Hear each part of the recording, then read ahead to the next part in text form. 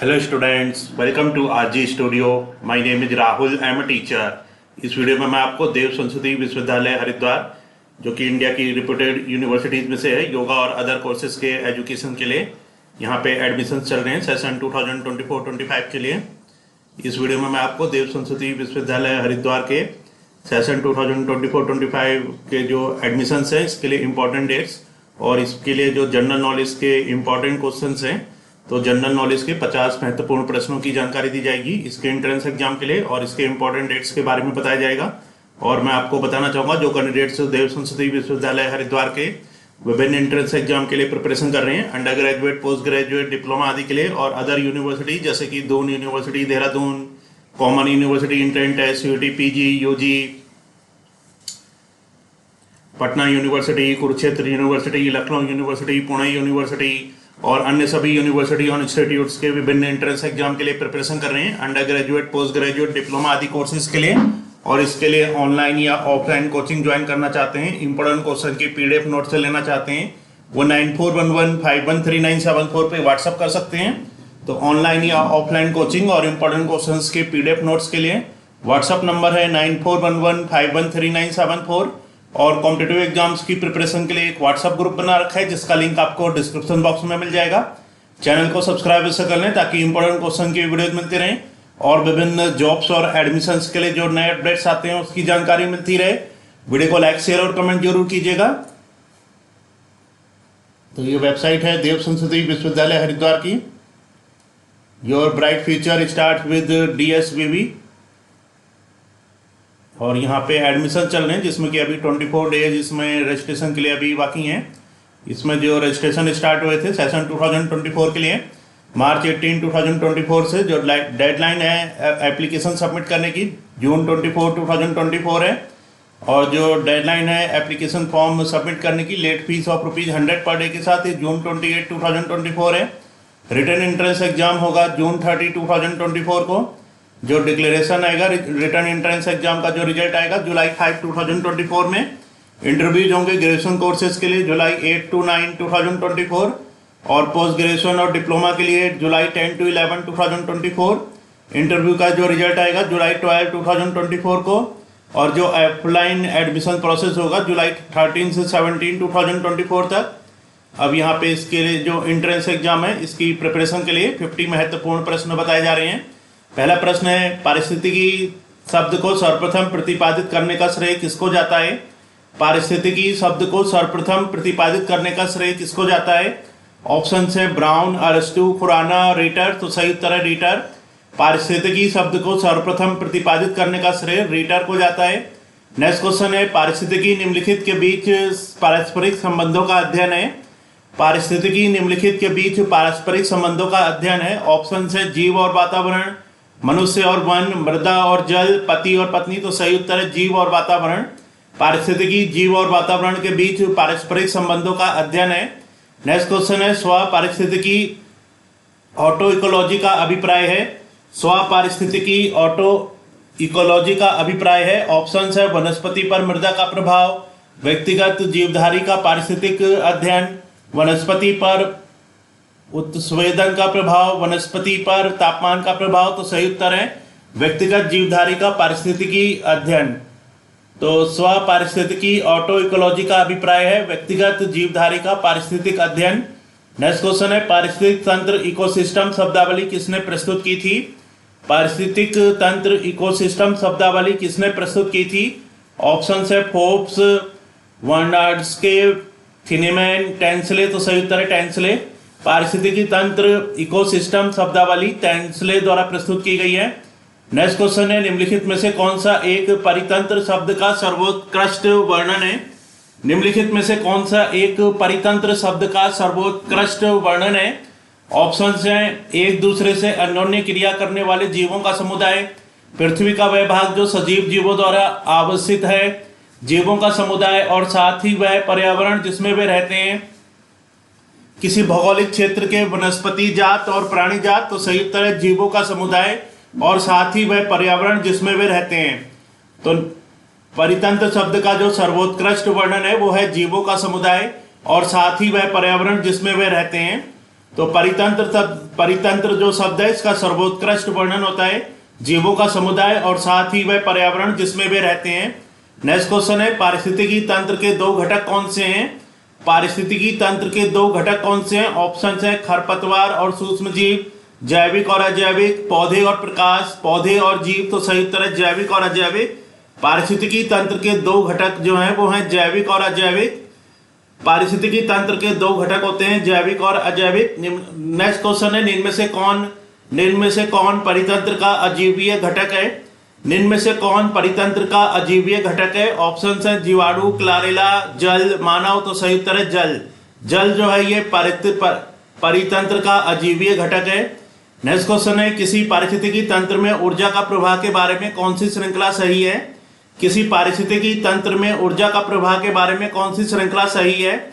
Option है उत्पादक, अपघटक, उपभोक्ता, अपघटक, उत्पादक, उपभोक्ता, उत्पादक, उत्पादक, उपभोक्ता, अपघटक, उपभोक्ता, उत्पादक, अपघटक। तो सही उत्तर है उत्पादक, उपभोक्ता, अपघटक।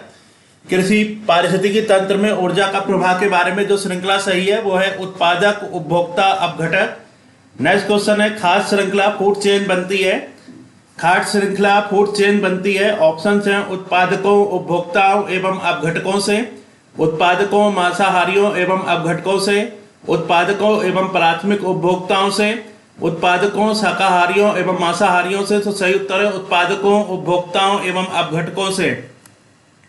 तो जो खाद्य श्रृंखला है फूड चेन बनती है वो है उत्पादक, उपभोक्ता और अपघटक। खाद्य श्रृंखला फूड चेन बनती है उत्पादकों, उपभोक्ताओं एवं अपघटकों से। नेक्स्ट क्वेश्चन है किसी श्रृंखला में प्राथमिक उपभोक्ता होते हैं?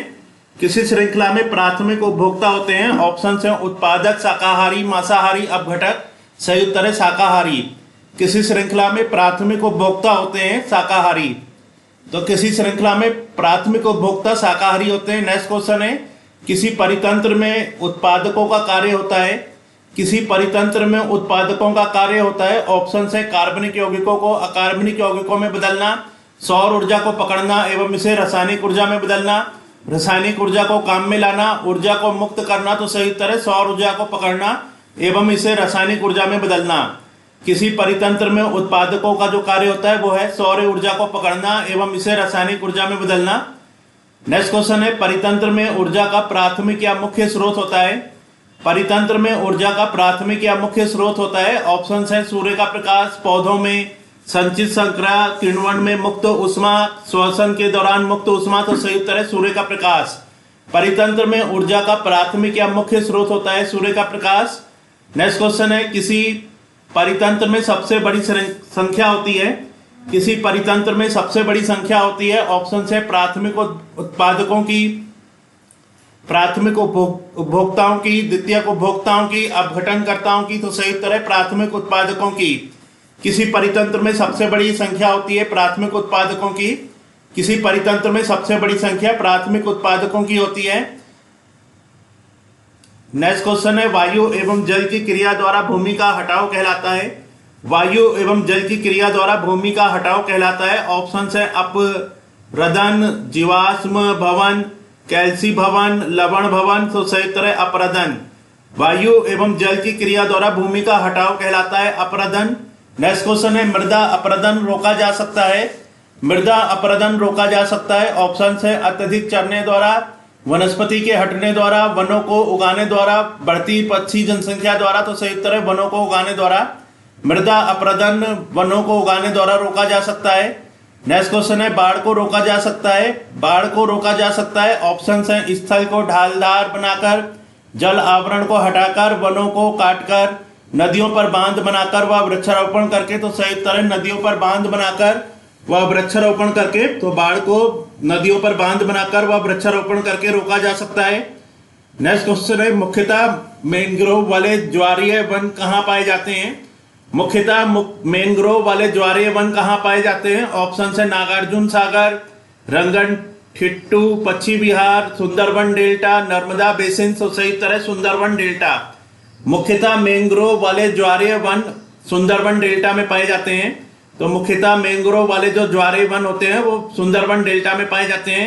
नेक्स्ट क्वेश्चन है मैंग्रोव वनस्पति का मुख्य घटक है?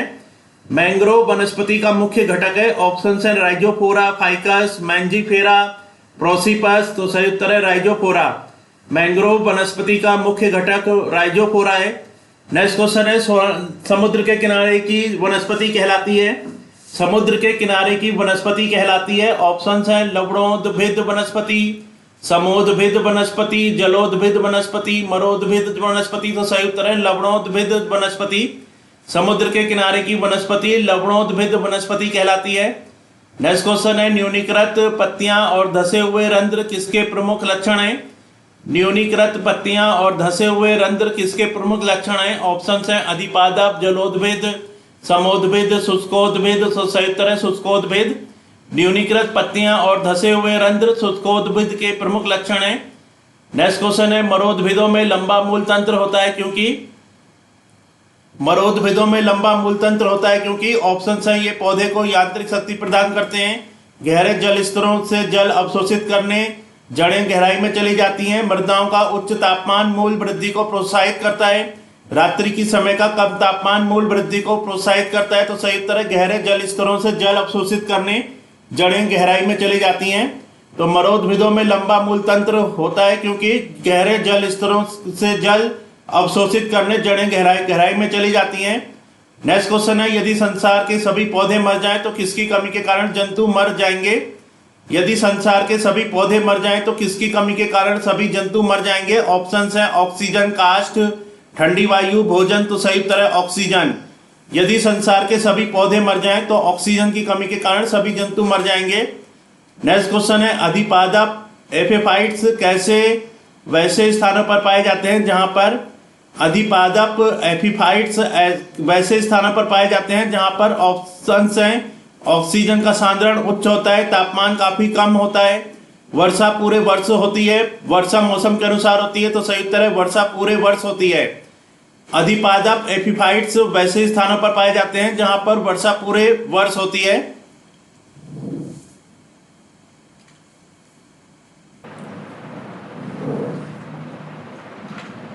नेक्स्ट क्वेश्चन है मिर्मेकोफिली एक लाभदायक सहयोजन होता है कुछ पुष्पी पादपों का।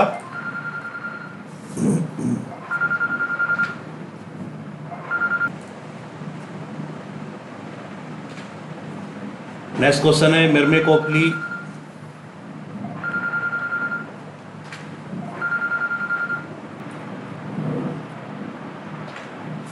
मिर्मेकोफिली एक लाभदायक संयोजन होता है कुछ पुष्पी पादपों का। ऑप्शन हैं जीवाणुओं के बीच, विषाणुओं के बीच, चींटियों के बीच, माइकोप्लाज्मा के बीच। तो सही उत्तर है चींटियों के बीच। मिर्मेकोफिली एक लाभदायक संयोजन होता है कुछ पुष्पी पादपों का चींटियों के बीच। नेक्स्ट क्वेश्चन है संसार का सबसे बड़ा परितंत्र है।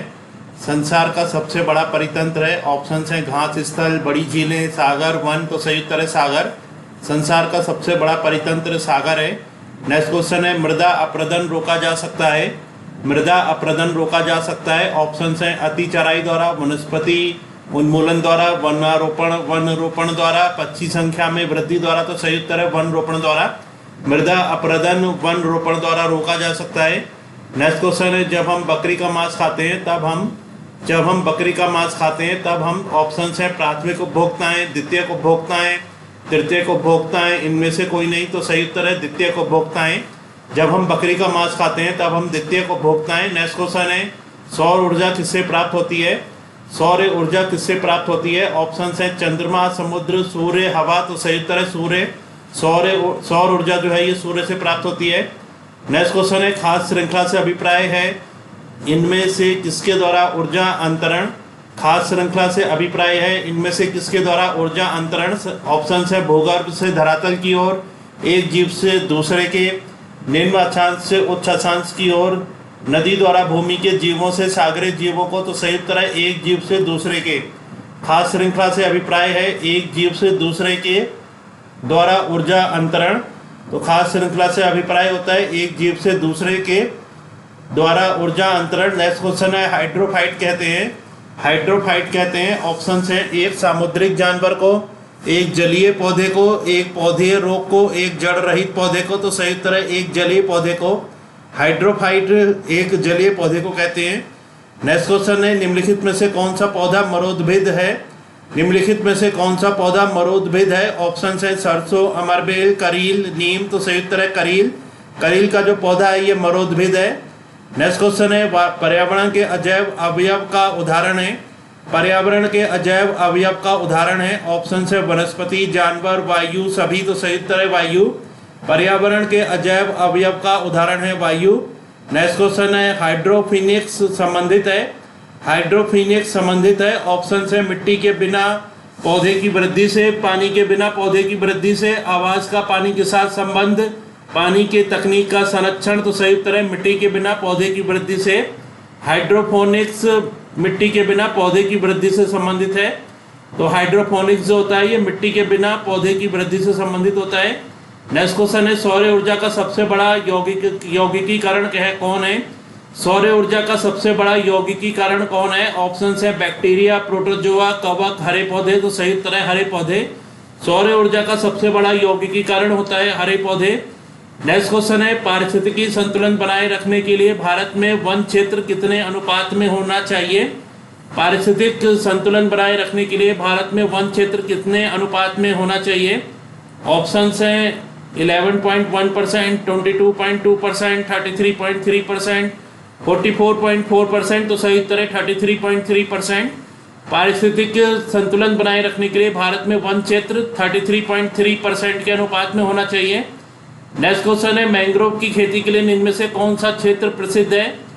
मैंग्रोव की खेती के लिए निम्न में से कौन सा क्षेत्र प्रसिद्ध है? ऑप्शन है कलिम्पोंग का लावा जंगल, उड़ीसा का दंडकारण्य जंगल, दक्षिणी 24 परगना का सजने खाली जंगल, उत्तराखंड का जिम कॉर्बेट नेशनल पार्क। तो सही उत्तर है दक्षिणी 24 परगना का सजने खाली जंगल। तो मैंग्रोव की खेती के लिए जो क्षेत्र प्रसिद्ध है वो है दक्षिणी 24 परगना का सजने खाली जंगल। नेक्स्ट क्वेश्चन है एपीफाइट्स बहुत अधिक विकसित होती है, ऐसे पौधे होते हैं जो अन्य पौधों पर निर्भर करते हैं। एपीफाइट्स बहुत अधिक विकसित होती है, ऐसे पौधे होते हैं जो अन्य पौधे पर निर्भर करते हैं। ऑप्शन है भोजन हेतु, यांत्रिक मदद हेतु, छाया हेतु, जल हेतु। तो सही उत्तर है यांत्रिक मदद हेतु। एपीफाइट्स बहुत अधिक विकसित होती है, ऐसे पौधे होते हैं जो अन्य पौधों पर निर्भर करते हैं यांत्रिक मदद हेतु। नेक्स्ट क्वेश्चन है पादप पाले फाइटोट्रॉन एक सुविधा है जिससे पादपाले फाइटोट्रॉन एक सुविधा है जिससे ऑप्शन है रोग रहित दशाओं में पादपों का उगना संभव हो पाता है, पादपों की लुप्त प्राय प्रजातियों को संरक्षित रखा जाता है, नियंत्रित दशाओं में पादपों का उगना संभव हो पाता है, उत्परिवर्तन को प्रभावित किया जाता है। तो सही उत्तर है नियंत्रित दशाओं में पादपों का उगना संभव हो पाता है। तो पादपाले फाइटोट्रॉन एक सुविधा है जिससे नियंत्रित दशाओं में पादपों का उगना संभव हो पाता है। नेक्स्ट क्वेश्चन है निम्न में कौन सा कृषि कार्य पर्यावरणीय दृष्टि से उपयुक्त है? निम्न में कौन सा कृषि कार्य पर्यावरणीय दृष्टि से उपयुक्त है?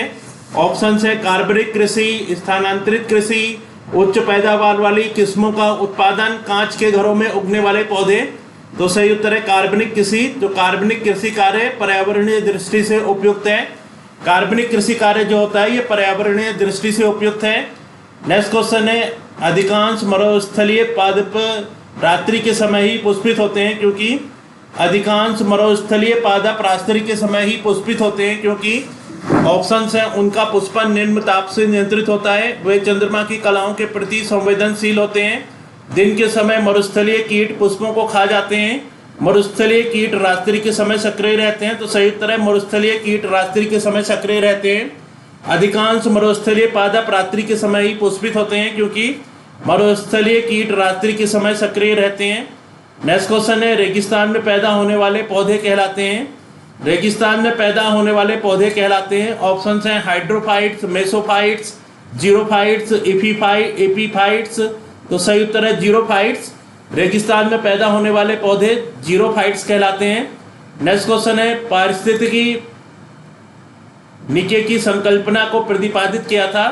पारिस्थितिकी निके की संकल्पना को प्रतिपादित किया था। ऑप्शन है सीसी पार्क ने, ग्रिनेल्स ने, डार्विन ने, ईपी ओडम ने। तो सही उत्तर है ग्रिनेल्स ने। पारिस्थितिकी निके की संकल्पना को ग्रिनेल्स ने प्रतिपादित किया था। नेक्स्ट क्वेश्चन है निम्नलिखित में से कौन सा सबसे अधिक स्थिर पारिस्थितिकी तंत्र है? निम्नलिखित में से कौन सा सबसे अधिक स्थिर पारिस्थितिकी तंत्र है? ऑप्शन है महासागर, वन, रेगिस्तान, पर्वत। तो सही उत्तर है महासागर। महासागर जो है वो सबसे अधिक स्थिर पारिस्थितिकी तंत्र है। नेक्स्ट क्वेश्चन है, निम्नलिखित में से कौन से 3 आहार पर्यावरण के अनुकूल माने जाते हैं? निम्नलिखित में से कौन से 3 आहार पर्यावरण के अनुकूल माने जाते हैं? ऑप्शन से कम करना, पुनः प्रयोग करना, पुनः चक्रित करना। कम करना, पुनः प्रयोग करना, पुनः आवर्तन करना, पुनः एकत्रित करना, पुनः प्रयोग करना, पुनः उपयोग करना। कम करना, नवीनीकरण करना, पुनः उपयोग करना। तो सही उत्तर है कम करना, पुनः प्रयोग करना, पुनः चक्रित करना। ये जो 3 आ रही है पर्यावरण के अनुकूल माने जाते हैं। नेक्स्ट क्वेश्चन है, सामाजिक वानिकी है। सामाजिक वानिकी है, सही उत्तर है सहकारी स्वामित्व वाली भूमि पर उपयोगी पौधों को उगाना और उनकी व्यवस्था करना। तो सामाजिक वानिकी होता है सहकारी स्वामित्व वाली भूमि पर उपयोगी पौधों को उगाना और उनकी व्यवस्था करना। नेक्स्ट क्वेश्चन है, पृथ्वी शिखर सम्मेलन हुआ था। तो पृथ्वी शिखर सम्मेलन हुआ था। ऑप्शन है शिकागो में, एडिलेड में, लंदन में, रियो डी जेनेरो में। तो सही उत्तर है रियो डी जेनेरो में। पृथ्वी शिखर सम्मेलन रियो डी जेनेरो में हुआ था। नेक्स्ट क्वेश्चन है, राष्ट्रीय वानस्पतिक उद्यान कहाँ पर स्थित है? राष्ट्रीय वानस्पतिक उद्यान कहाँ पर स्थित है? ऑप्शन है शिमला, कोलकाता, लखनऊ, बंगलुरु। सही उत्तर है लखनऊ। राष्ट्रीय वानस्पतिक उद्यान लखनऊ में स्थित है। नेक्स्ट क्वेश्चन है, भारत में वन अनुसंधान संस्थान कहाँ स्थित है? भारत में वन अनुसंधान संस्थान कहाँ स्थित है? ऑप्शन है दिल्ली, भोपाल, देहरादून, लखनऊ। तो सही उत्तर है देहरादून। भारत में वन अनुसंधान संस्थान देहरादून में स्थित है। नेक्स्ट क्वेश्चन है, पृथ्वी का विशालतम पारिस्थितिकी तंत्र है। पृथ्वी का विशालतम पारिस्थितिकी तंत्र है। ऑप्शन है बायोम, जलमंडल, स्थलमंडल, जीवमंडल। तो सही उत्तर है जलमंडल। पृथ्वी का विशालतम पारिस्थितिकी तंत्र जलमंडल है। नेक्स्ट क्वेश्चन है, निम्नलिखित में से कौन सा कृत्रिम पारिस्थितिकी तंत्र है? निम्नलिखित में से कौन कृत्रिम पारिस्थितिकी तंत्र है? ऑप्शन है धान का खेत, वन, घास का मैदान, झील। तो सही उत्तर है धान का खेत। धान का खेत जो है ये कृत्रिम पारिस्थितिकी तंत्र है। इस वीडियो में इंफॉर्मेशन दी गई है देव संस्कृति यूनिवर्सिटी हरिद्वार के लिए, जो 50 अति महत्वपूर्ण प्रश्न है इनके बारे में। और मैं आपको बताना चाहूँगा जो कैंडिडेट्स विभिन्न यूनिवर्सिटी और इंस्टीट्यूट्स के एंट्रेंस एग्जाम के लिए प्रिपरेशन कर रहे हैं, Dev Sanskriti university Haridwar, Doon university, Patanjali university, common university, entrance test, CUT और अन्य सभी यूनिवर्सिटी और इंस्टीट्यूट्स के लिए, और इसके लिए ऑनलाइन या ऑफलाइन कोचिंग ज्वाइन करना चाहते हैं, इंपॉर्टेंट क्वेश्चन के PDF नोट से लेना चाहते हैं, 1941151397 पे व्हाट्सअप कर सकते हैं। और कॉम्पिटिटिव एग्जाम्स की प्रिपरेशन के लिए एक व्हाट्सअप ग्रुप बना रखा है जिसका लिंक आपको डिस्क्रिप्शन बॉक्स में मिल जाएगा। चैनल को सब्सक्राइब इसे करने ताकि इंपॉर्टेंट क्वेश्चन के वीडियोज मिलते रहें और विभिन्न जॉब्स और एडमिशन्स के लिए जो नए अपडेट्स आते हैं उसकी जानकारी मिलती रहे। वीडियो को लाइक, शेयर और कमेंट जरूर कीजिएगा। वीडियो देखने के लिए बहुत बहुत धन्यवाद।